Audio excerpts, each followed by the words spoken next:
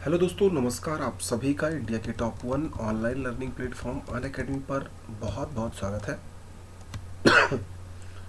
क्रैकरॉल teaching exam के अंतर्गत मैं अतुल त्रिपाठी आप सबका इंडिया के इस टॉप 1 ऑनलाइन लर्निंग प्लेटफॉर्म पर बहुत बहुत स्वागत करता हूं। आज हम लोग एक महत्वपूर्ण टॉपिक पे चर्चा करने वाले हैं जिसका नाम है विद्यालय संगठन एवं प्रशासन। लेकिन उसके पहले थोड़ा बहुत आपको अनअकैडमी के बारे में बता दें और अपने बारे में इंट्रोड्यूस करा ही दिया आपको। इंडिया के इस टॉप 1 ऑनलाइन लर्निंग प्लेटफॉर्म को यदि आप ज्वाइन करते हैं तो आपको मेरे भाई यहाँ पर डेली लाइव क्लासेस प्रोवाइड की जाती हैं। साथ साथ आपको लाइव टेस्ट एंड क्विज का प्रोसेस है, आप इसे ज्वाइन कर सकते हैं। फुली स्ट्रक्चर्ड कोर्स, आपको पूरा का पूरा आपके स्ट्रक्चर्ड कोर्स, आपका जो सिलेबस होता है उसके अकॉर्डिंग पूरा का पूरा कोर्स आपको मिलता है। अनलिमिटेड एक्सेस, आप एक से अधिक बार क्लासेस को देख सकते हैं जिस भी डिवाइस में आपने सब्सक्राइब किया हुआ होता है। बहुत सारे ऐसे फ्री लाइव क्लासेज हैं, बहुत सारे ऐसे एजुकेटर्स की क्लासेज हैं जिसे आप देख सकते हैं। बहुत सारे ऐसे कोर्स हैं जो यहाँ पर स्टार्ट हो चुके हैं, जैसे आप देख सकते हैं सीटेट पेपर सेकंड में complete course on political science.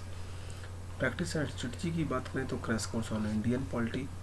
बहुत सारे ऐसे कोर्सेज हैं और रिसेंटली स्टार्ट होने वाले हैं, जैसे आप इंग्लिश लैंग्वेज की बात करें या फिर मैथमेटिक्स की बात करें। अगर कंप्रेसिव सिलेबस के अंतर्गत देखें मेरे भाई, तो कंप्रेसिव सिलेबस के अंतर्गत आपको बहुत ऐसे टॉपिक मिलते हैं, जैसे सीटेट पेपर फर्स्ट में 33 कोर्सेज, पेपर सेकंड में 19 courses, paper UPTT paper second के अंतर्गत 18 कोर्सेज एंड सुपर टीटी के अंतर्गत 13 कोर्सेज आपको इंक्लूड मिलते हैं। अनअकैडमी प्लेटफॉर्म को यदि आप ज्वाइन करते हैं मेरे भाई, तो अनअकैडमी प्लेटफॉर्म को ज्वाइन करने का क्या क्या एडवांटेज है, आपको पूरा का पूरा शेड्यूल्ड वाइज वर्क प्लान मिलता है। आपको लैंग्वेज का यहाँ पर कोई बैरियर नहीं होता है। लर्निंग एनी टाइम एनीवेयर, आप एक से अधिक बार क्लासेस को देख सकते हैं, पढ़ सकते हैं, जिस भी मोबाइल, पीसी, टैबलेट आदि में आपने सब्सक्राइब किया होता है। अनअकैडमी का एडवांटेज क्या है? अनअकैडमी का एडवांटेज ये है कि आप अपने एजुकेटर से बराबर इंटरेक्ट हो सकते हैं, अपने डाउट्स को बराबर क्लियर कर सकते हैं और अपना आंसर लाइव पोल के द्वारा भी दे सकते हैं। बहुत सारे लाइव टेस्ट और क्विज होते रहते हैं, आप इसे ज्वाइन कर सकते हैं, अपना पूरा डिटेल रिपोर्ट्स प्राप्त कर सकते हैं और अपनी प्रिपरेशन की पूरी सही ढंग से आप एनालिसिस भी कर सकते हैं। साथ साथ पूरा का पूरा लर्निंग मटेरियल भी आपको यहाँ पर पीडीएफ के फॉर्म में प्रोवाइड मिलता है। तो मेरे भाई, इंडिया के इस टॉप 1 ऑनलाइन लर्निंग प्लेटफॉर्म पे ऐसे बहुत सारे बेनिफिट हैं। अगर आपको कौन सा प्लान चूज करना है, इसमें थोड़ा सा कन्फ्यूजन है, तो मैं आपको बताऊं कि मेनली ये 2 प्लान बहुत अच्छे हैं। एक 12 मंथ का और दूसरा प्लान एक है 24 मंथ का। वैसे तो 12 मंथ के प्लान के लिए आपको 6,000 रुपये पे करने होते हैं, लेकिन अगर आप हमारा सब्सक्रिप्शन कोड अतुल यूज करते हैं तो आपको 10% डिस्काउंट के साथ आपको पे करना होता है 5,400 रुपये। एक 24 मंथ का कोर्स है जिसके लिए आपको पे करना होता है 7200 रुपये, लेकिन अगर आप हमारा सब्सक्रिप्शन कोड अतुल यूज करते हैं तो आपको यहाँ भी 10% डिस्काउंट मिलता है और आपको ओनली पे करना होता है 6,480 रुपये। 10% डिस्काउंट के साथ आपको पे करना होता है 6,480 रुपये। तो दोनों प्लान बहुत अच्छे हैं मेरे भाई, आप इनमें से कोई भी प्लान एक चूज कर सकते हैं, आपके लिए बड़े ही महत्वपूर्ण है।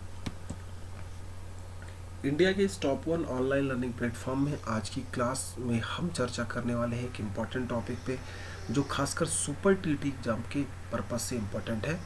जो खासकर कौन से एग्जाम के पर्पस से एग्जाम पर है, तो सुपर टीटी एग्जाम के पर्पस से इम्पोर्टेंट है। आप जब सुपर टीटी के अंतर्गत आप एक टॉपिक पढ़ोगे टीचिंग स्किल, जो 10 नंबर का शिक्षण कौशल आता है। इस शिक्षण कौशल के अंतर्गत है ना, 10 नंबर का एक शिक्षण कौशल आता है। इस शिक्षण कौशल के अंतर्गत एक महत्वपूर्ण टॉपिक पे हमारी आपकी आज चर्चा होगी। कौन से टॉपिक पे? तो उस टॉपिक का नाम होगा विद्यालय प्रबंधन एवं प्रशासन। उस टॉपिक का नाम क्या होगा? विद्यालय प्रबंधन एवं प्रशासन। बहुत ही महत्वपूर्ण टॉपिक है, हम लोग इसको 2-3 स्टेप में पढ़ेंगे। आज की क्लास में जितना हो पाएगा विद्यालय प्रबंधन एवं प्रशासन के बारे में जानकारी वो हम आपको प्रोवाइड कर देंगे। जो बच जाएगा वो हम लोग नेक्स्ट क्लास में देखेंगे। सबसे पहले तो आप ये जान लीजिए कि इस टॉपिक के अंतर्गत हमें पढ़ना क्या क्या है। मेरे भाई, आपको इस टॉपिक के अंतर्गत पढ़ना है कि आखिर ये जो प्रबंधन शब्द है, मैनेजमेंट शब्द है, इस प्रबंधन शब्द का अर्थ क्या है। आपको ये सीखना है कि प्रबंधन का अर्थ क्या है। आपको दूसरा सीखना है विद्यालय प्रबंधन का क्या अर्थ है। आपको दूसरा सीखना है विद्यालय प्रबंधन का क्या अर्थ है, किसे बोलते हैं स्कूल मैनेजमेंट। तीसरा आपको सीखना है कि प्रबंधन की प्रक्रियाएं कौन कौन सी होती हैं, विद्यालय प्रबंधन के अंतर्गत कौन कौन सी प्रक्रियाएं सम्मिलित होती हैं। विद्यालय प्रबंधन की प्रक्रिया, ठीक है। फोर्थ पॉइंट देखें तो इसके साथ साथ आपको विद्यालय प्रबंधन के संसाधनों के बारे में भी चर्चा करना है कि कौन कौन से ऐसे संसाधन हैं विद्यालय प्रबंधन में। विद्यालय प्रबंधन के कौन कौन से संसाधन हैं जो शिक्षा को बढ़ावा देने में मदद करते हैं, कौन से मुख्य संसाधन हैं, कौन से गौण संसाधन हैं। आपको इन सब चीज़ों के बारे में जानकारी जानना है। साथ साथ आपको यहीं पर पर्यवेक्षण तंत्र क्या होता है इसके बारे में बताएंगे, किसे बोलते हैं पर्यवेक्षण, ठीक है। तो पर्यवेक्षण तंत्र क्या होता है इसके बारे में बताएंगे, इसके अंतर्गत कौन कौन सी संस्थाएं काम करती हैं, है ना।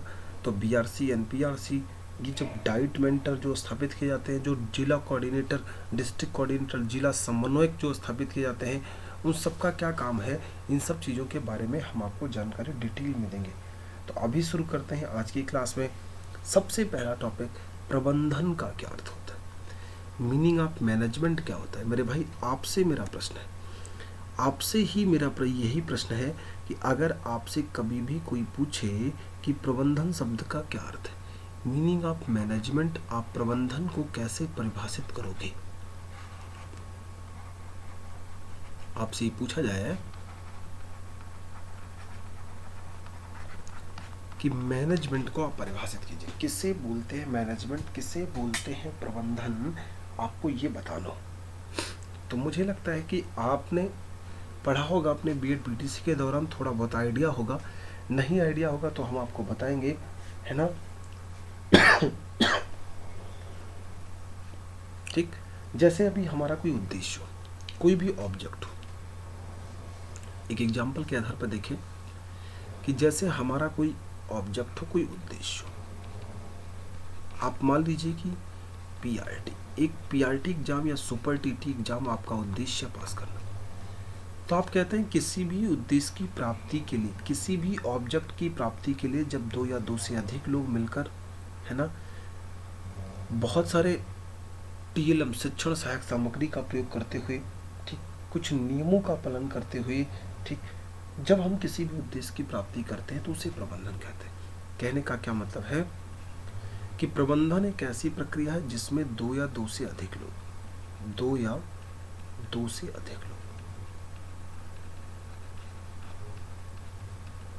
ठीक, दो या दो से अधिक लोग, एक ऐसी प्रक्रिया जिसमें दो या दो से अधिक लोग, आप कह सकते हैं कि शिक्षण संसाधनों की मदद से, जो भी संसाधन है,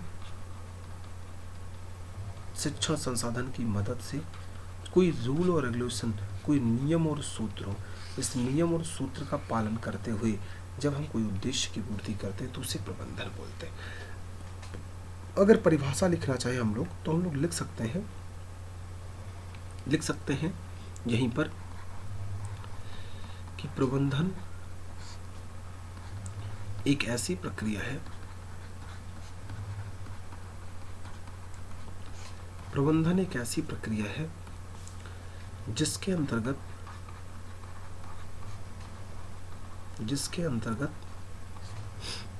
दो या दो से अधिक लोग,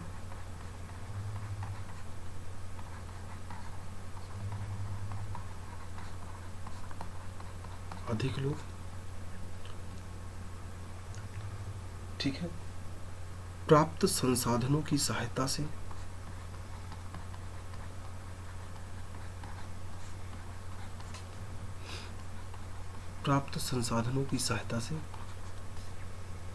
नियमों का पालन करते हुए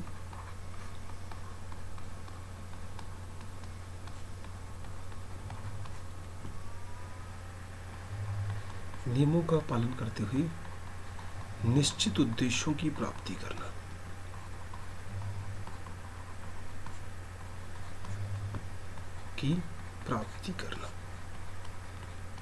ठीक। एक ऐसी प्रक्रिया जिसके अंतर्गत दो या दो से अधिक लोग प्राप्त संसाधनों की सहायता से नियमों का पालन करते हुए किसी निश्चित उद्देश्यों की प्राप्ति करते हैं। तो इस निश्चित उद्देश्यों की जो प्राप्ति करते हैं, इसी प्राप्ति करने की प्रक्रिया को हम क्या बोलते हैं? प्रबंधन। ठीक, यही कहलाता है क्या? प्रबंधन। एक ऐसी प्रक्रिया जिसके अंतर्गत दो या दो से अधिक लोगों से प्राप्त संसाधनों की सहायता से नियमों का पालन करते हुए निश्चित उद्देश्यों की प्राप्ति करना ही क्या कहलाता है? प्रबंधन कहलाता है। अब लेकिन हमारे पेपर में ये प्रश्न पूछ ही गया कि प्रबंधन किसे बोलते हैं, मैनेजमेंट किसे बोलते हैं। तो आपको इतना से दिमाग में केवल मेमोरी में यही तरह बैठा के रखना है कि एक ऐसी प्रक्रिया, या आप कह सकते हैं कि अनेक लोगों की सहायता से प्राप्त संसाधनों की मदद से, है ना, अनेक लोगों की सहायता से प्राप्त संसाधनों की मदद से नियमों का पालन करते हुए जब हम किसी निश्चित उद्देश्य की प्राप्ति करते हैं तो ऐसी प्रक्रिया को प्रबंधन कहते हैं। अब देखो, लिखा था विद्यालय प्रबंधन एवं प्रशासन। जिस चैप्टर को हम लोग पढ़ रहे थे उस चैप्टर का नाम है विद्यालय प्रबंधन एवं प्रशासन ना। तो अगर आप प्रबंधन शब्द का मतलब जान गए तो आपको एक नया शब्द यहीं सामने जोड़ लेना। पूछ ले विद्यालय प्रबंधन का क्या अर्थ होता है, पूछ ले विद्यालय प्रबंधन का क्या अर्थ होता है।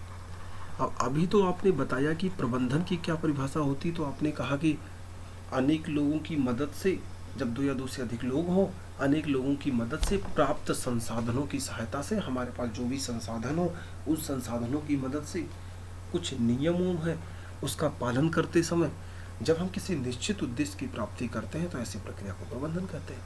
अब देखो, विद्यालय एक समाज का लघु रूप है ना, छोटा सा भाग है। विद्यालय समाज का एक लघु रूप है जिसमें हम कह सकते हैं कि कुछ न कुछ सीमित संसाधन होंगे, कुछ न कुछ सीमित लोग होंगे, 4-5 टीचर होंगे, है ना।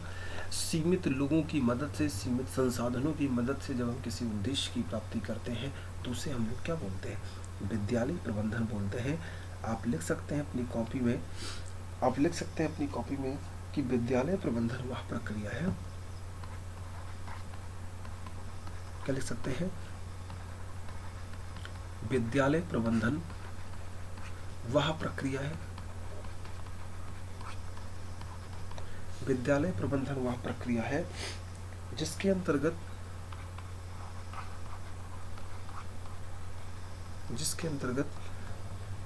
सीमित संसाधनों की मदद से,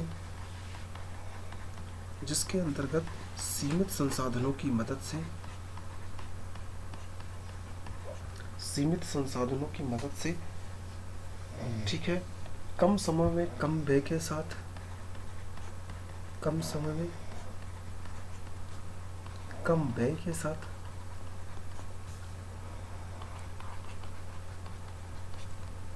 विद्यालय प्रबंधन वह प्रक्रिया है जिसके अंतर्गत सीमित संसाधनों की मदद से कम समय में कम व्यय के साथ निर्धारित उद्देश्यों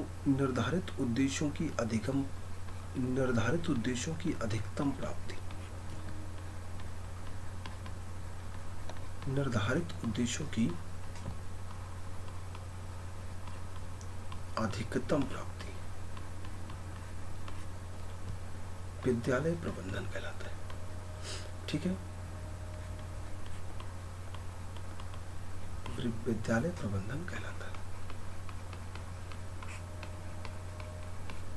ठीक है, तो एक ऐसी प्रक्रिया जिसके अंतर्गत हम क्या कह सकते हैं? एक ऐसी प्रक्रिया जिसके अंतर्गत सीमित संसाधनों की मदद से,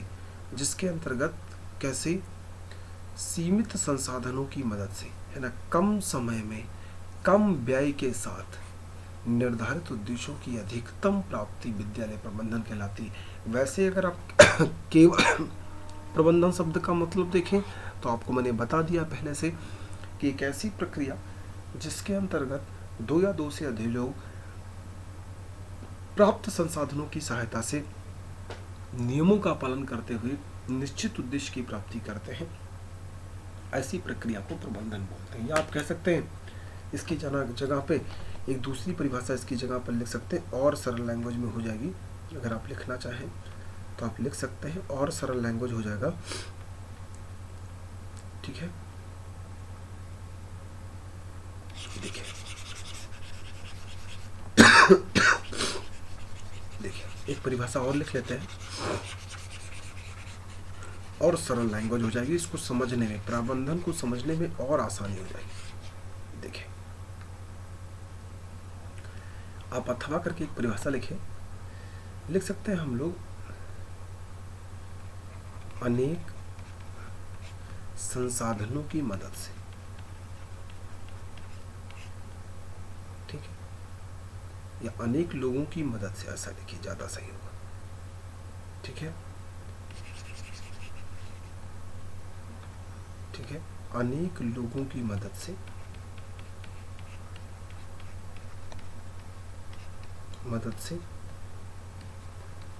प्राप्त संसाधनों की सहायता से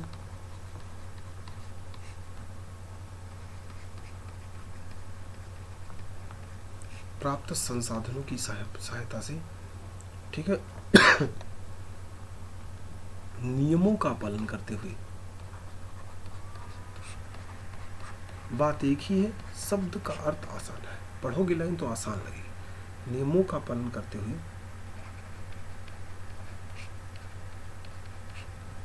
निश्चित उद्देश्यों की प्राप्ति करना।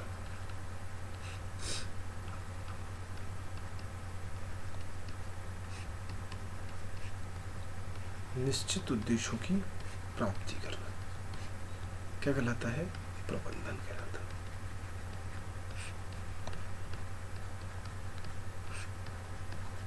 ठीक है, क्या कहलाता है? प्रबंधन कहलाता है। तो ये तो था प्रबंधन का अर्थ। दूसरा है विद्यालय प्रबंधन। तो ऐसी प्रक्रिया जिसके अंतर्गत, अब वैसे तो प्रबंधन में पूरा समाज कोई फिक्स स्थान नहीं था, यहाँ पर विद्यालय शब्द जुड़ गया। अगर आप विद्यालय शब्द को जोड़ देंगे तो कहेंगे कि विद्यालय में कुछ सीमित संसाधन होंगे, उनकी मदद से कम समय में कम व्यय के साथ जब हम किसी निश्चित उद्देश्य की प्राप्ति कर लेते हैं तो ऐसी प्रक्रिया को विद्यालय प्रबंधन कहते हैं। अगर आपको विद्यालय प्रबंधन समझ में आ गया तो हमको दूसरा पढ़ना है, दूसरा टॉपिक जो पढ़ना है उस टॉपिक का नाम है विद्यालय प्रबंधन।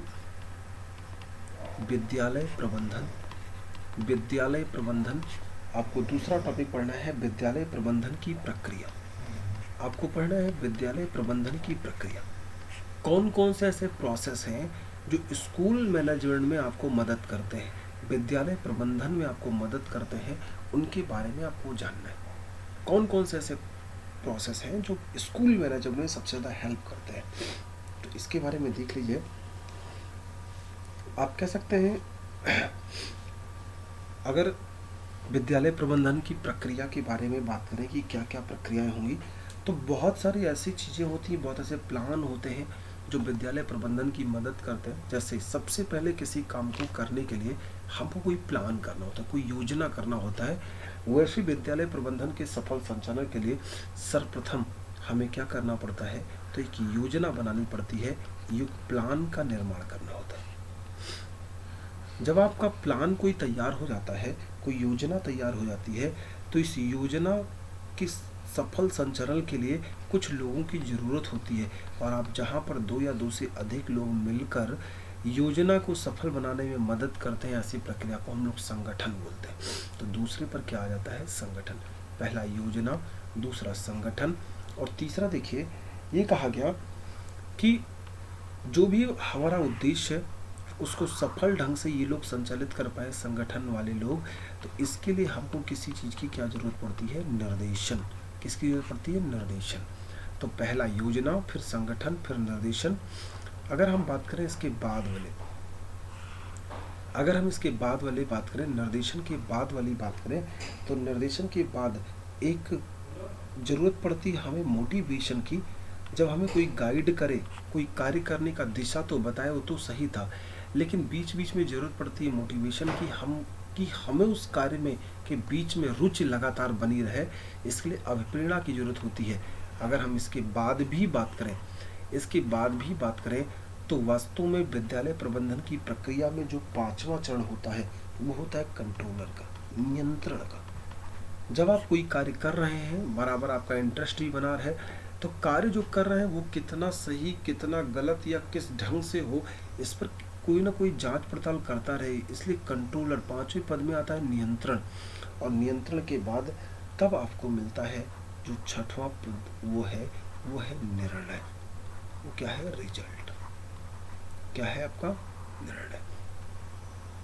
तो टोटल अगर आप देखें तो विद्यालय प्रबंधन की प्रक्रिया में कुल कितने चरण हैं, तो इसके अंतर्गत टोटल कितने चरण सम्मिलित हैं? 6 चरण सम्मिलित हैं, ये मान के चले। अगर आपसे ऐसा प्रश्न पूछा जाए कि विद्यालय प्रबंधन की प्रक्रिया में कुल कितने चरण सम्मिलित हैं, तो टोटल आपको आंसर देना है मेरे भाई, टोटल 6 चरण संबंधित होते हैं। पहला योजना, दूसरा संगठन, तीसरा निर्देशन, चौथा अभिप्रेरणा, पांचवा नियंत्रण और छठवां निर्णय। ठीक, अब जरा इसको सही ढंग से लिख लो। अगर हमसे पूछा जाए विद्यालय प्रबंधन का क्या अर्थ होता है, तो पहले इसके बारे में लिख लेते हैं। ठीक, या विद्यालय प्रबंधन की प्रक्रिया क्या होती है, पहले इसके बारे में एक लाइन लिख लेते हैं। अर्थ तो हम जान ही गए।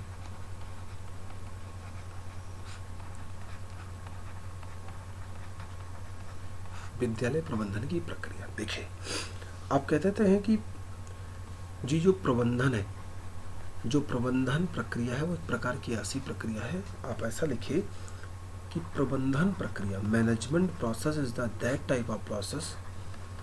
प्रबंधन प्रक्रिया एक ऐसी प्रक्रिया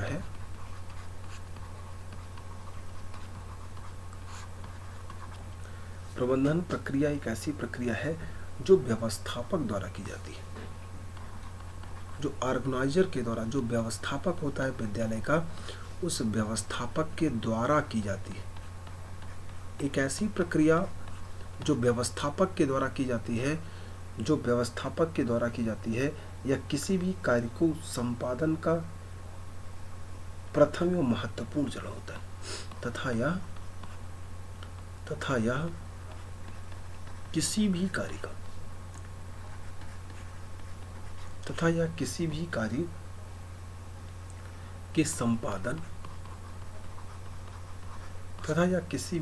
के संपादन का प्रथम एवं महत्वपूर्ण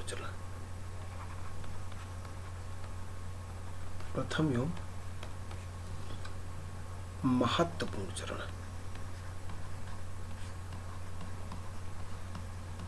ठीक, एक ऐसी प्रक्रिया जो व्यवस्थापक द्वारा की जाती है।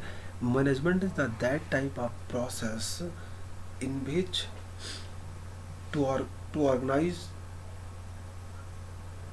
The process by the organisation, और ये किसी भी कार्य के संपादन का सबसे प्रथम एवं महत्वपूर्ण चरण माना जाता है। मतलब जब भी हम कोई भी कार्य करते हैं तो उसमें एक प्रोसेस की जरूरत होती है, एक प्रक्रिया की जरूरत होती है, तो यह किसी भी कार्य का प्रथम चरण माना जाता है। और इनमें कौन कौन से प्रक्रिया के अंतर्गत क्या क्या चीजें सम्मिलित होती है, तो आपको लिखना है कि विद्यालय प्रबंधन की प्रक्रिया के अंतर्गत कितने चरण हैं, तो अभी आपको मैंने पहले बता दिया है 6 चरण है। विद्यालय प्रबंधन प्रक्रिया के अंतर्गत मुख्यतः 6 चरण उपस्थित है। 6 चरण उपस्थित है। पहला क्या, सबसे पहले अभी आपने कहा किसी भी कार्य को तब हम जब करते हैं जब उसकी योजना हो, कोई ना कोई क्या हो, प्लानिंग हो। तो सबसे पहले प्लानिंग हो गई। योजना के बाद आपने कहा उस चीज को सफल संचालन के लिए किसकी जरूरत होती है, संगठन की, तो ऑर्गेनाइजेशन हो गया। ठीक है।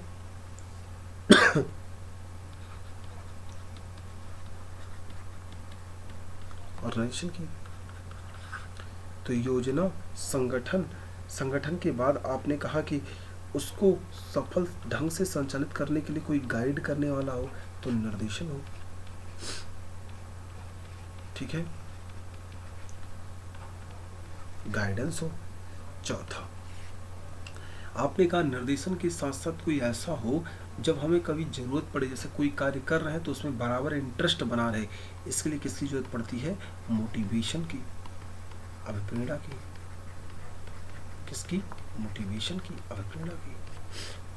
इसके बाद आप कहते हैं कि अप्रेरणा के साथ साथ कोई ऐसा हो कि जब हम कोई कार्य कर रहे हो तो उसमें नियंत्रण करने वाला हो, एक कंट्रोलर होना चाहिए जो ये पता करे कि कैसे, किस प्रकार से जो कार्य हो रहा है वो कैसा हो रहा है, ठीक है, उसमें क्या सुधार की जरूरत हो, वो नियंत्रण हो। उसके बाद लास्ट में तब आता है क्या? निर्णय, जिसको हम लोग बोलते हैं क्या? रिजल्ट। तो टोटल ये 6 चरण है, ये 6 स्टेप हैं जो विद्यालय प्रबंधन की प्रक्रिया के अंतर्गत आते हैं। आपसे बहुत ऐसे प्रश्न पूछे जाते हैं कि विद्यालय प्रबंधन की प्रक्रिया के अंतर्गत कुल कितने चरण होते हैं? तो 6। सबसे पहला चरण क्या है तो आपको बताना है योजना। सबसे अंतिम चरण क्या होता है? तो निर्णय। इन 6 चरणों में पूरा का पूरा विद्यालय प्रबंधन की प्रक्रिया समाप्त होती है। अब एक एक के बारे में आपको डिटेल से बता दें। जैसे लिखा था क्या? जैसे लिखा था योजना, प्लानिंग किसे बोलते हैं? प्लानिंग। अगर आप इसको डिटेल से पढ़ना चाहें कि प्लानिंग की क्या परिभाषा होगी, प्लानिंग की क्या परिभाषा होगी, तो आप कह सकते हैं प्लानिंग किसे बोलते हैं कि किसी भी क्लास में या कक्ष के बाहर, है ना, जब हम किसी कार्य को संपन्न करने के लिए कोई क्रियाकलाप तैयार करते हैं तो एक प्रकार का वो प्लानिंग कहलाता है ना। मतलब किसी भी कार्य की सफलता के लिए कोई योजना बनाना, वो कहलाता है आपका प्लानिंग। आप ये कह सकते हैं, अगर शिक्षण के संबंध में बात कर रहे हैं तो आप कह सकते हैं कक्षा कक्ष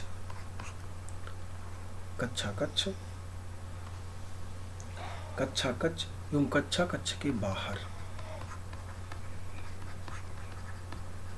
कक्ष एवं कक्ष के बाहर, ठीक है, कक्षा कक्ष के बाहर किसी सार्थक क्रियाकलाप, किसी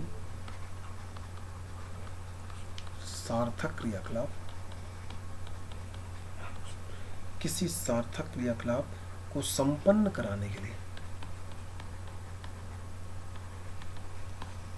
संपन्न बनाने के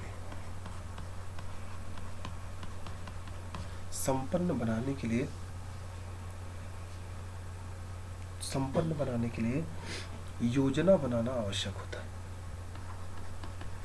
योजना बनाना आवश्यक होता है।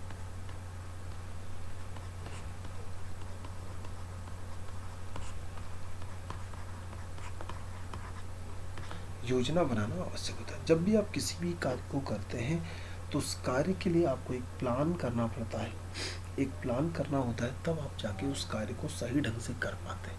योजना के बाद आपने दूसरा जो लिखा था वो क्या लिखा था? संगठन। ठीक है, अब आइए संगठन के बारे में देख लेते हैं। किसे बोलते हैं? ऑर्गेनाइजेशन।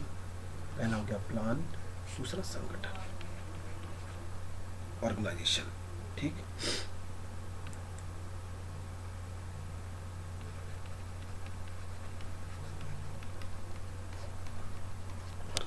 तो यही क्या होता है? अगर आपसे संगठन की परिभाषा बोले, है ना, आप कह सकते हैं कि इसके बारे में कि संगठन एक प्रकार का समूह होगा ना। आप लिख सकते हैं इसके बारे में, आप लिख सकते हैं इसके बारे में कि संगठन का तात्पर्य एक समूह है। आप लिख सकते हैं संगठन का तात्पर्य एक समूह है। एक समूह होता है, एक समूह है, ठीक है, एक समूह है जो निर्धारित लक्ष्य की प्राप्ति, जो निर्धारित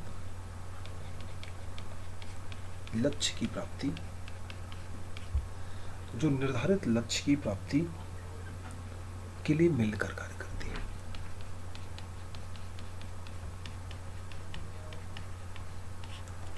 निर्धारित लक्ष्य की प्राप्ति के लिए मिलकर कार्य करती है ना। मतलब किसी भी योजना को सफल बनाने के लिए जब एक समूह मिलता है, एक समूह मिलकर कार्य करता है, तो ऐसी प्रक्रिया को हम लोग क्या बोलते हैं? संगठन बोलते हैं। ऐसी प्रक्रिया को क्या बोलते हैं? संगठन।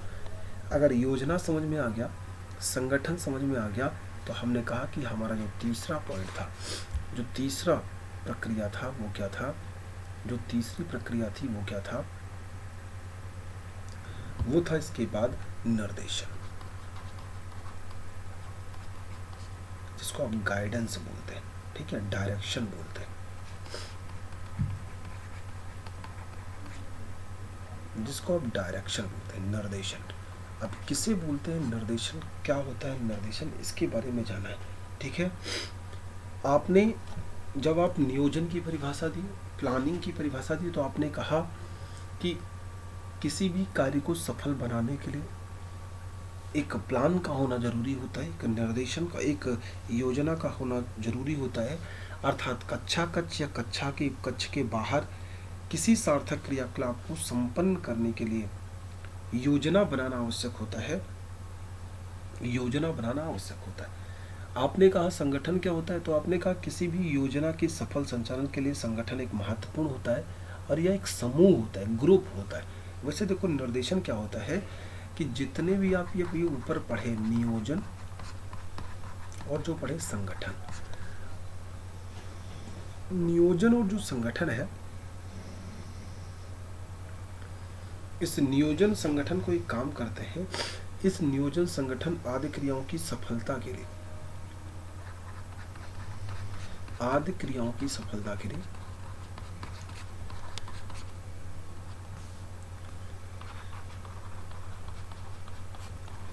आदि क्रियाओं की सफलता के लिए निर्देशन आवश्यक होता है,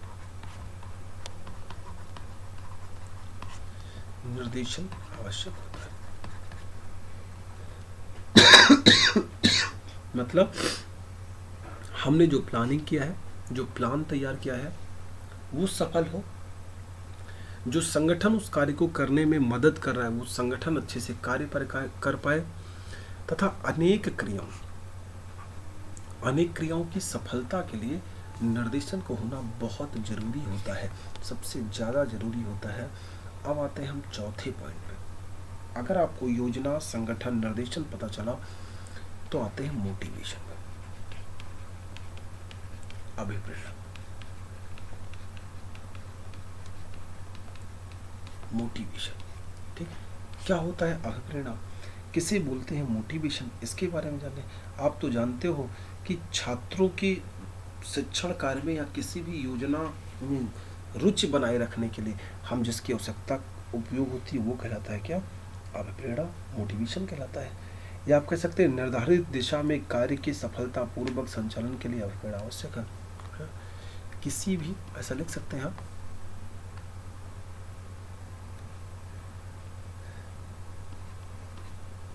किसी भी कार्य के सफल संचालन के लिए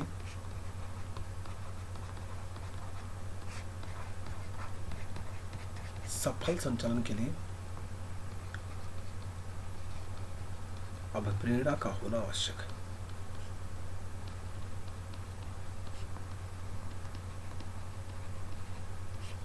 अभिप्रेरणा का होना आवश्यक है ना। किसी भी कार्य के सफल संचालन के लिए अभिप्रेरणा का होना आवश्यक है। ये लिख सकते हो, यहाँ अभिप्रेरणा का अर्थ है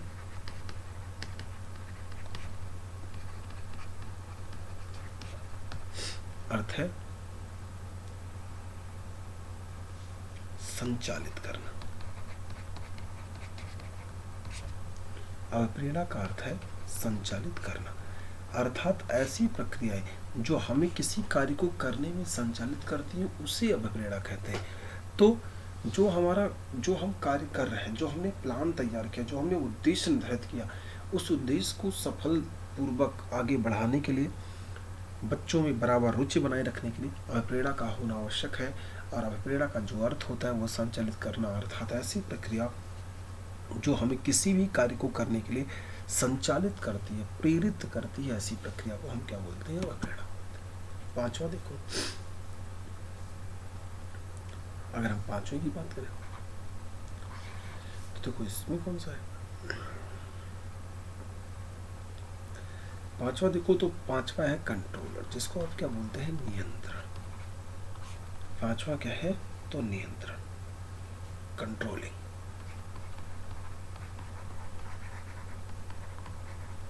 कंट्रोलिंग, नियंत्रण, इसकी बारे में समझ। नियंत्रण क्या होगा, ठीक है।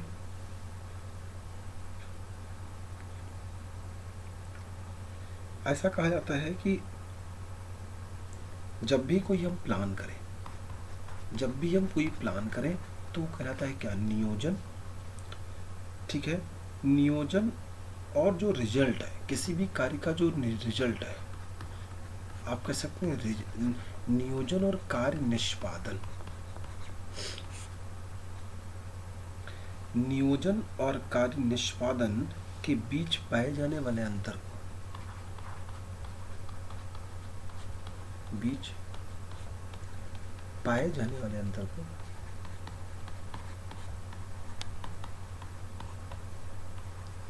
पाए जाने वाले अंतर को नियंत्रण कहा गया, ठीक है। जब आप प्लानिंग और रिजल्ट के बीच जो अंतर पाया जाए, मतलब जब से आपने प्लान किया और रिजल्ट तक पहुंचने में जो भी बीच में अंतर आया, ऐसी प्रक्रिया को हम नियंत्रण बोलते हैं। इसके बाद अंतिम है, छठवां है, वो क्या है, तो निर्णय, जिसको आप क्या बोलते हैं, रिजल्ट। रिजल्ट है ना, निर्णय। इसके बारे में तो आपको बताना नहीं है, आप जानते ही हैं। किसी भी उद्देश्य का जो पूर्ति होता है, जो अंतिम स्टेप होता है, वो कहलाता है निर्णय। एक अंतिम स्टेप होता है ना, एक अंतिम स्टेप होता है और एक प्रमुख अंग होता है, ठीक है। आप कह सकते हैं निर्णय प्रबंधन प्रक्रिया का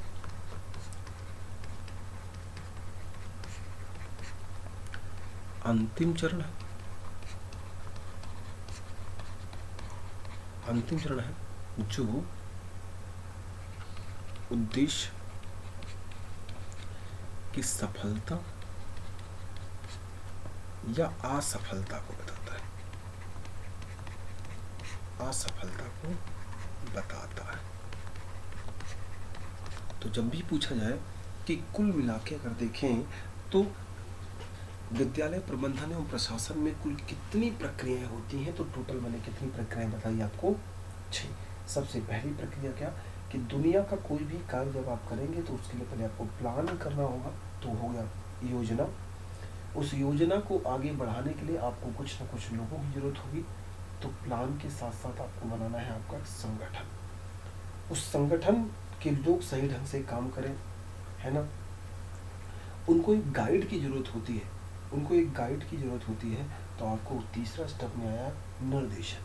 निर्देशन के बाद जब वो कोई कार्य कर रहे होते हैं, किसी भी डायरेक्शन में चल रहे होते हैं, तो कार्य कितना सही हो रहा है, कितना गलत हो रहा है, इसके लिए एक कंट्रोलर होना चाहिए, एक नियंत्रक होना चाहिए, जो कार्य के बारे में पता करता रहे बीच बीच में और बताता रहे कब कहाँ सही और क्या गलत है।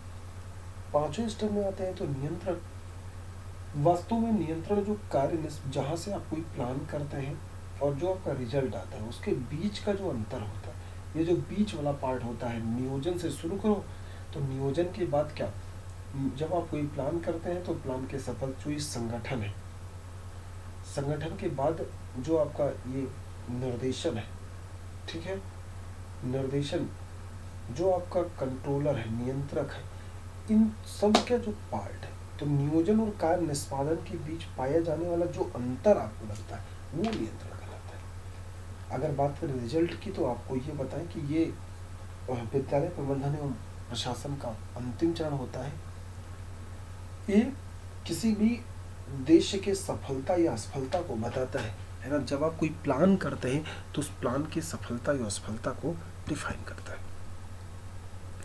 ये थे विद्यालय प्रबंधन के अर्थ और विद्यालय प्रबंधन की प्रक्रियाएं। सबसे पहला हमने प्रबंधन के बारे में आपको बताया है कि अनेक लोगों के सहयोग से, प्राप्त संसाधनों की मदद से किसी भी उद्देश्य की प्राप्ति करना वो प्रबंधन कहलाता है। अब इसमें विद्यालय प्रबंधन क्या होता है, तो हमने कहा सीमित संसाधनों की मदद से कम व्यय में, निश्चित समय के अंदर या कम समय में, कम व्यय में, सीमित साधनों के द्वारा जब हम किसी उद्देश्य की पूर्ति करते हैं तो ऐसी प्रक्रिया को हम लोग विद्यालय प्रबंधन का नाम देते हैं। इसकी कुल कितनी प्रक्रियाएं, तो टोटल 6 प्रक्रियाएं। अब आते हैं अगले स्टेप पे जो हमारे लिए महत्वपूर्ण है, खूब पूछा जाता है यहाँ से प्रश्न, ठीक है। आते हैं पहले हम लोग अगले स्टेप। अगला जो स्टेप है हमारा, जो हमें पढ़ना है वो है विद्यालय प्रबंधन के संसाधन। एक चार्ट बना लेते हैं।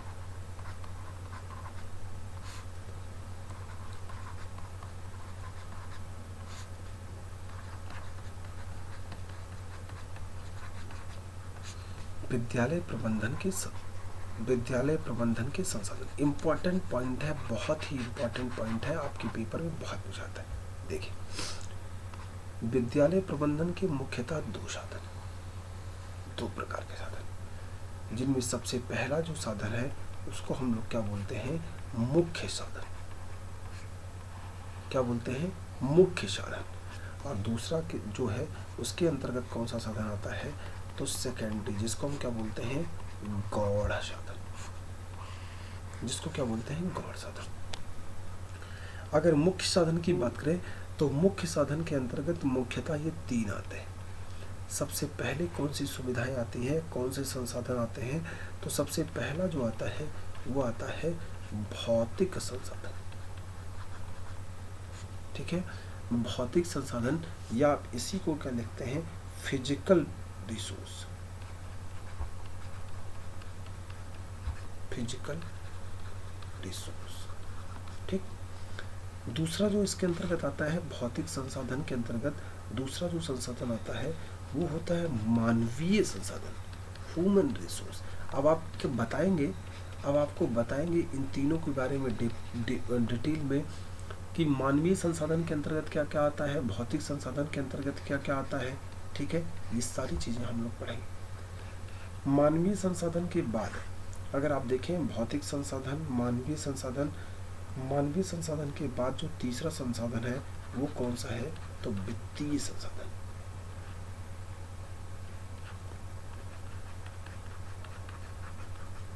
ठीक है, जिसको आप क्या बोलते हैं, फाइनेंशियल। ठीक है, फाइनेंशियल रिसोर्स।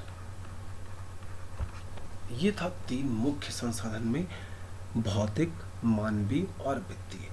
अगर हम गौड़ संसाधनों की बात करें तो गौड़ संसाधन के अंतर्गत ऐसे बहुत सारे संसाधन आते हैं। मुख्यतः ये 3 है, और है इसके अंतर्गत।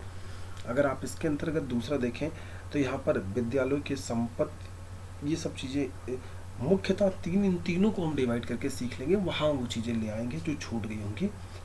गौड़ संसाधन में सबसे पहला जो संसाधन आता है वो आता है शैक्षणिक संसाधन। शैक्षणिक संसाधन, ठीक है, जितने भी एजुकेशनल इंस्ट्रूमेंट होंगे वो सब आएंगे। दूसरा जो आएगा इसके अंतर्गत वो आएगा समय प्रबंधन। क्या आएगा, टाइम मैनेजमेंट। तीसरा जो आएगा इसके अंतर्गत पाठ्य सहगामी क्रियाओं का प्रबंधन, को करिकुलम एक्टिविटीज रिसोर्स, या फिर समय प्रबंधन, शैक्षणिक संसाधन या शैक्षणिक प्रबंधन लिख लो, ज्यादा सही रहेगा यहाँ पर भी।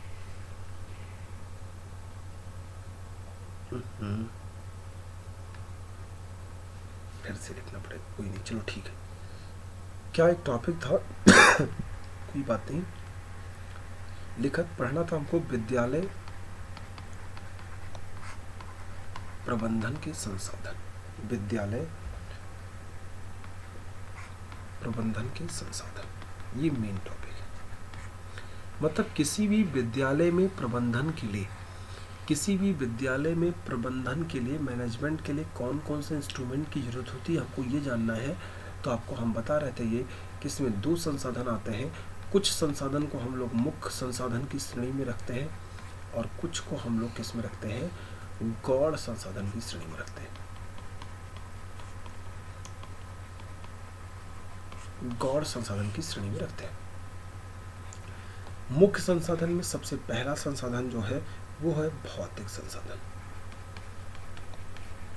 अभी हमने आपको बताया ही था, फिजिकल रिसोर्सेज को बोलते हैं। दूसरा हमने कहा एक संसाधन है जिसे हम लोग मानवीय संसाधन बोलते हैं, ह्यूमन रिसोर्स।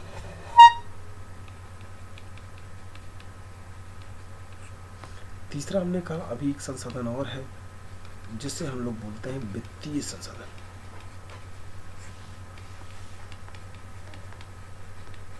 कौन सा? वित्तीय संसाधन। ये 3 है। अगर आप गौण संसाधनों की बात करें तो गौण संसाधन के अंतर्गत कौन कौन से संसाधन आते हैं, आपको ये ध्यान है। इसमें सबसे पहला आता है क्या, शैक्षणिक प्रबंधन। सबसे पहला कौन सा आता है, शैक्षणिक प्रबंधन। सबसे पहला आता है शैक्षणिक प्रबंधन। दूसरा इसके अंतर्गत आता है समय प्रबंधन, टाइम मैनेजमेंट, है ना। तीसरा आता है शिक्षण सहायक सामग्री प्रबंधन, शिक्षण सहायक सामग्री प्रबंधन, टीचिंग लर्निंग मटेरियल मैनेजमेंट। चौथा जो होता है वो होता है सूचनाओं एवं अभिलेखों का प्रबंधन, सूचनाओं एवं अभिलेखों का प्रबंधन। ठीक है। इंफॉर्मेशन एंड डॉक्यूमेंट्स मैनेजमेंट, सूचनाओं एवं अभिलेखों का प्रबंधन। ये 4 इसके अंतर्गत आते हैं। ये 4 इसके अंतर्गत आते हैं। शिक्षण सहायक सामग्री प्रबंधन, समय प्रबंधन, टाइम मैनेजमेंट और शैक्षणिक प्रबंधन। ये 4 आते हैं आपके गौण संसाधन के अंतर्गत। और भौतिक, मानवीय तथा वित्तीय, ये 3 आते हैं कैसे, मुख्य संसाधन के अंतर्गत। कौन से भौतिक संसाधन होते हैं, कौन से मानवीय और कौन से वित्तीय, आइए एक एक के बारे में समझते हैं। देखिए क्या होता है भौतिक संसाधन, या भौतिक संसाधन के अंतर्गत क्या क्या चीजें आती हैं, आपको ये जानना है। ठीक, किसे बोलते हैं भौतिक संसाधन और इसके अंतर्गत क्या क्या आता है ये जानिए। देखिए आपको भौतिक संसाधन में मेटालिक, जितने भी मेटालिक रिसोर्स आपको दिखाई पड़ेंगे, है ना। जितने भी फिजिकल रिसोर्स आपको दिखाई पड़ते हैं शिक्षा के लिए, वो सब भौतिक संसाधन के अंतर्गत आते हैं। जैसे अगर आप देखें तो इसमें सबसे पहले आता है वो क्या आता है, तो आपका पहला आता है विद्यालय भवन। सबसे पहला क्या आता है, विद्यालय भवन। जो स्कूल की बिल्डिंग है वो एक प्रकार का कैसा संसाधन है, तो भौतिक संसाधन। ठीक है। अब यहां से पूछ लेता है, 2 प्रकार के प्रश्न यहां से पूछता है कि विद्यालय भवन के अंतर्गत जो विद्यालय बनाया जाए वो किधर हो, किस दिशा में हो। तो आपको बताना है ये पश्चिम से दक्षिण पूर्व,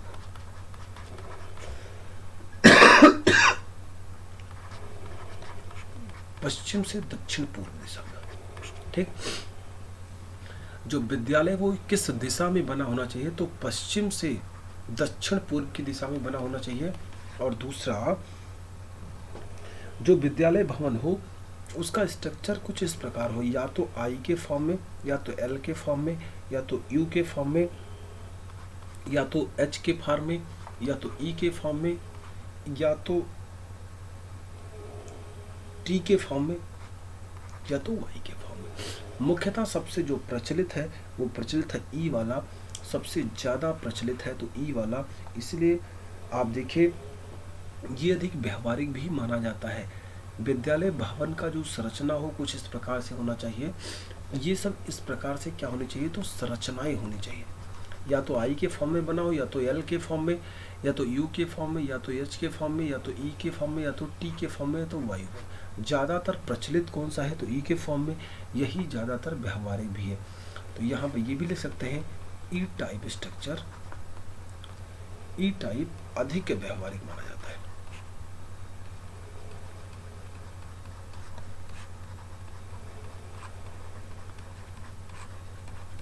अधिक व्यवहारिक माना जाता है।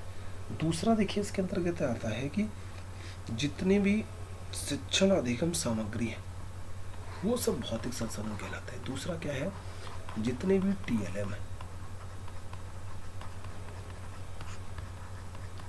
जितने भी शिक्षण अधिगम सामग्री है वह सब भौतिक संसाधन के अंतर्गत आते हैं। तीसरा अगर देखें तो जितने भी विद्यालय में उपकरण है, जितने भी विद्यालय में उपकरण है, इंस्ट्रूमेंट है, वो सब भी भौतिक संसाधन के अंतर्गत आते हैं। अगर आप चौथा देखो तो इसके अंतर्गत आप जितने भी ऐसी चीज़ें हैं जो सजावट वाली हैं, साज सज्जा वाली भी हैं, जिससे विद्यालय में सजावट की गई है, वो साज सज्जा वाली भी कैसे आती हैं, तो भौतिक संसाधन के अंतर्गत आते हैं। तो आपसे पूछता है कि मुख्य संसाधन, ये जो भौतिक संसाधन है, इसमें विद्यालय भवन की दिशा क्या होनी चाहिए, तो विद्यालय भवन की दिशा पश्चिम से दक्षिण पूर्व दिशा में होनी चाहिए। विद्यालय का जो स्ट्रक्चर हो वो मुख्यतः इस फॉर्म में होना चाहिए, ILUHETY, लेकिन सबसे ज़्यादा व्यवहारिक ई वाला माना जाता है। विद्यालय में जितने इंस्ट्रूमेंट हैं वो सब भौतिक संसाधन के अंतर्गत आते हैं। विद्यालय में जो साज सज्जा वाली चीज़ें हैं वो सब भी भौतिक संसाधन के अंतर्गत आती है। दूसरा आता है भौतिक संसाधन के बाद मैंने आपसे कहा कि जो दूसरा संसाधन हमको पढ़ना है, वो दूसरा संसाधन कौन सा है, वो है मानवीय संसाधन। क्या है, मानवीय संसाधन, जिसको आप बोलते हैं ह्यूमन रिसोर्स, जिसको आप बोलते हैं ह्यूमन रिसोर्स। अब देखिए ये क्या होता है, मानवीय संसाधन के अंतर्गत क्या आते हैं, आपको मानवीय संसाधन के अंतर्गत मुख्यतः ये चार आते हैं। वैसे तो तीन ही आते हैं ना, कि हम चार पढ़ते हैं, इनको प्रधानाध्यापक को अलग कर देते हैं। प्रधानाध्यापक एक तो ये, नहीं तो हम इनको इसी में लिखते थे पहले, शिक्षक के अंतर्गत रखते थे, शिक्षक। तीसरा क्या, छात्र, और चौथा क्या, समुदाय। समुदाय, जो आसपास का समुदाय है वो मानवीय संसाधन के अंतर्गत आता है। एक प्रधानाध्यापक, शिक्षक, छात्र और समुदाय, ये चार मानवीय संसाधन के अंतर्गत आते हैं। ठीक है। अब जो प्रधानाचार्य है वो उसका क्या रोल होना चाहिए, इसमें प्रधानाध्यापक की बहुत महत्वपूर्ण भूमिका होती है। अगर आप किसी विद्यालय के सफल संचालन की बात करें तो उस विद्यालय में प्रधानाध्यापक की सबसे ज़्यादा अधिक भूमिका होती है, एक महत्वपूर्ण भूमिका होती है, और बहुत सारी होती है। सबसे पहले ये सुगमकर्ता के रूप में होते हैं, बच्चे को मार्गदर्शक होते हैं, कैसे उनको सही ढंग से शिक्षा प्रदान हो पाए। एक प्रधानाचार्य को कैसा होना चाहिए, सुगमकर्ता के रूप में होना चाहिए, ठीक है। एक प्रधानाध्यापक को कुशल प्रेरणादायक होना चाहिए। एक प्रधानाध्यापक को क्या होना चाहिए, कुशल प्रेरणादायक होना चाहिए। ठीक है। साथ साथ अगर बात करें तो एक प्रधानाध्यापक को कुशल प्रेरणादायक के साथ साथ इनमें नेतृत्व की क्षमता होनी चाहिए, नेतृत्व की क्षमता होनी चाहिए। अगर चौथा बात करें तो कुशल प्रशासक एवं समय प्रबंधन होना चाहिए। एक कुशल प्रशासक एवं समय प्रबंधन होना चाहिए।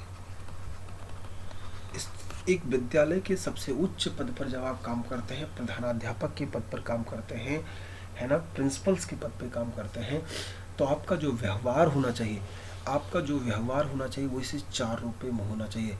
सुगमकर्ता के रूप में, कुशल प्रेरणादायक के रूप में, नेतृत्व के रूप में, कुशल प्रशासक एवं प्रबंधक के रूप में होना चाहिए। अब शिक्षक का भी यही सा ही व्यवहार होना चाहिए। छात्र भी इस प्रकार हो जो सबका आदर सम्मान करे, ठीक है, सभी चीज़ों को सही ढंग से सीखे, इस प्रकार से छात्र होने चाहिए। चौथा आता है समुदाय। देखो समुदाय में जो लोग चीज़ों को मदद करते हैं, जैसे भवन निर्माण में जो प्लेस स्थापित करते हैं, वह समुदाय के अंतर्गत आते हैं। फर्नीचर की व्यवस्था, ये कोई ना कोई समुदाय का लोग करता है, तो ये फर्नीचर की जो ये व्यवस्था है ये भी किसके अंतर्गत आती है, तो समुदाय के अंतर्गत। तीसरा, अगर बात करें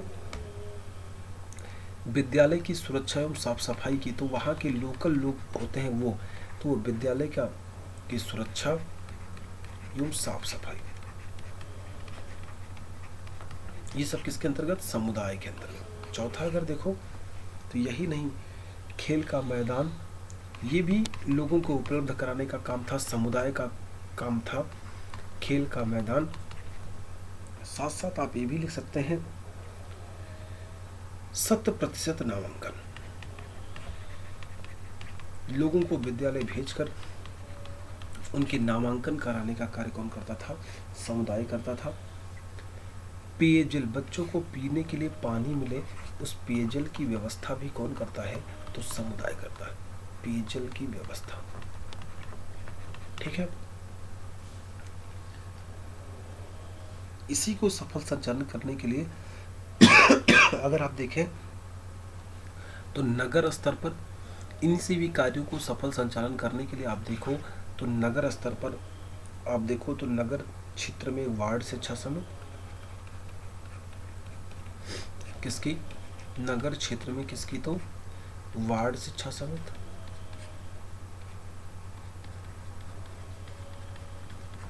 वार्ड शिक्षा समिति।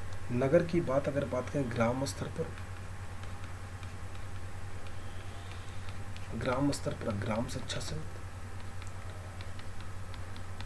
नगर क्षेत्र में वार्ड शिक्षा समिति, इसमें ग्राम स्तर पर ग्राम शिक्षा समिति। अगर आप ग्राम स्तर की बात अगर देखें, अभिभावक शिक्षक संघ और मातृ शिक्षक संघ का संगठन, तो भी सही, अभिभावक शिक्षक संघ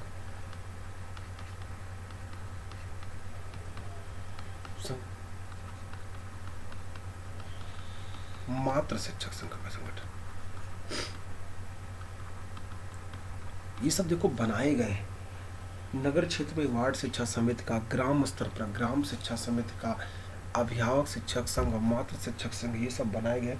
इन सब का यही इतना काम था कि वो विद्यालय में ये जितने भी सब कार्य है, फर्नीचर की व्यवस्था करने की, विद्यालय में सुरक्षा एवं साफ सफाई की, खेल कूद के मैदान, 100% नामांकन, पेयजल की व्यवस्था कराने का कार्य कौन करता है, तो समुदाय करता है।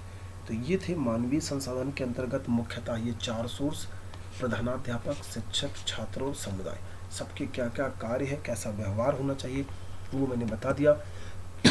अब आपका आता है वित्तीय संसाधन, ये मेन है। कौन सा आता है, फाइनेंशियल रिसोर्स, वित्तीय संसाधन।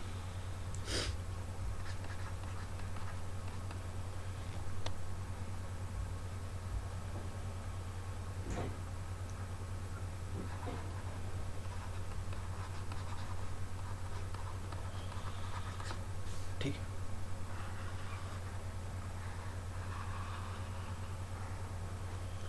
वित्तीय संसाधन की बात करें तो वित्तीय संसाधन के अंतर्गत क्या क्या आते हैं, ये आपको ध्यान में रखना है। देखिए,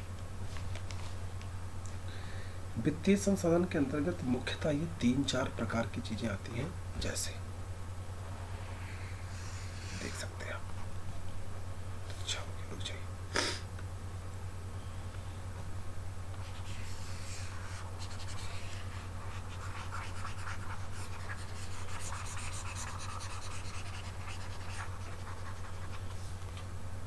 देखिए,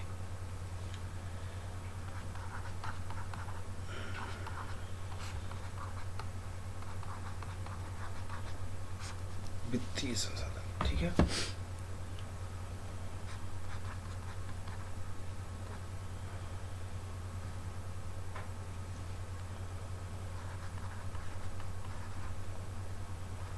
फाइनेंशियल रिसोर्स। देखो, इसके अंतर्गत जो आते हैं वो कितने आते हैं, इसके अंतर्गत आते हैं तो ये मुख्यतः 3-4 ही। सबसे पहला जो आता है वो होता है विद्यालय अनुदान। वो कौन सा होता है, विद्यालय अनुदान। या उसी का दूसरा नाम क्या है, विद्यालय विकास अनुदान। बहुत ही इंपॉर्टेंट टॉपिक है ये, विद्यालय अनुदान या विद्यालय विकास अनुदान। एक पहला तो ये स्कूल डेवलपमेंट ग्रांट जिसको आप बोलते हैं स्कूल डेवलपमेंट ग्रांट, पहला तो ये। दूसरा जो आता है TLM ग्रांट आता है, ये तो पहला हो गया। दूसरा आता है शिक्षण सहायक सामग्री अनुदान, जिसे आप बोलते हैं TLM ग्रांट।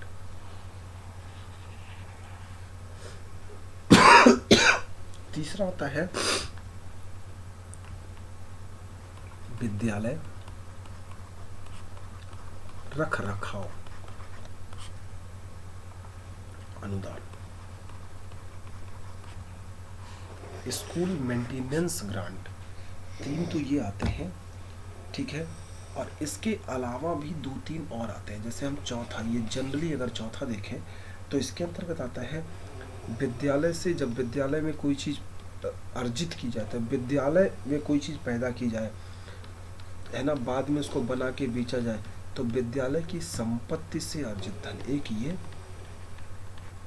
ये भी इसी के अंतर्गत आता है। और एक ये भी आता है इसके अंतर्गत ग्राम पंचायत निधि से प्राप्त धन, ग्राम पंचायत निधि से प्राप्त धन।